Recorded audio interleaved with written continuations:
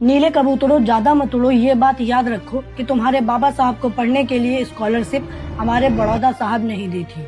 ये आर्गुमेंट बहुत सुनने को मिलता है सवर्णों की तरफ से और ये बात बिल्कुल सत्य है। उस समय महाराजा सयाजी राव गायकवाड़ तृतीय, जो कि बड़ौदा रियासत के शासक थे, उन्होंने 3 साल के लिए प्रति माह 11.5 यूरो, जो कि उस समय के 25 रुपए होते हैं और आज के हजारों रुपए होते हैं, कोलंबिया यूनिवर्सिटी में उच्च शिक्षा के लिए बाबा साहब को स्कॉलरशिप दी थी। शायद इसके लिए बाबा साहब भी उनके शुक्रगुजार होंगे और आज हम भी इसके लिए उन्हें बहुत बहुत धन्यवाद कहते हैं।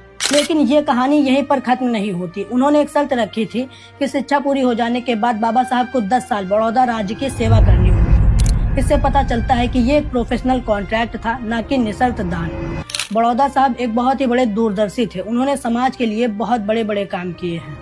शायद उन्हें इस बात की जानकारी होगी कि जब बाबा साहब पढ़ लिख जाएंगे तो लोग उन्हें नीचा दिखाने के लिए कहेंगे कि तुम्हें तो बड़ौदा साहब ने पढ़ाया है। इसीलिए उन्होंने बाबा साहब से कहा कि तुम 10 साल मेरी रियासत में काम कर देना ताकि कोई एहसान न रहे।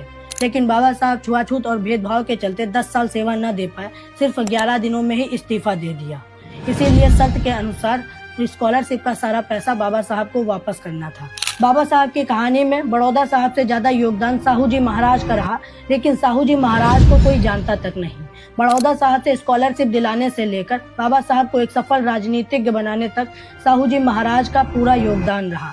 उनके परोपकार की कोई अवहेलना नहीं कर सकता। मूक नायक समाचार पत्र शुरू कराने से लेकर जब बाबा साहब पर गांधी जी जैसे दिग्गज लोग भरोसा नहीं कर पा रहे थे, तब साहू जी महाराज ने भरे सम्मेलन में बाबा साहब को दलितों के मुक्तिदाता के रूप में लोगों से इंट्रोड्यूस कराया।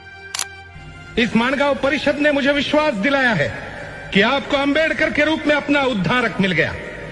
मुझे भरोसा है ये आपकी बेड़ियां तोड़ डालेंगे। इतना ही नहीं, वो समय आएगा, मेरा मन मुझे कहता है, जब अंबेडकर इस देश के अग्रणी और महान नेताओं में गिने जाएंगे। समाज में लोगों को एक दूसरे को नीचा दिखाने में बड़ा मजा आता है और ये काम उन्हीं के होते हैं जिन्होंने कभी किसी बच्चे को पढ़ाने में मदद नहीं करी होगी, और अगर मदद भी करते हैं तो सोशल मीडिया पर 50 फोटोज डालते हैं।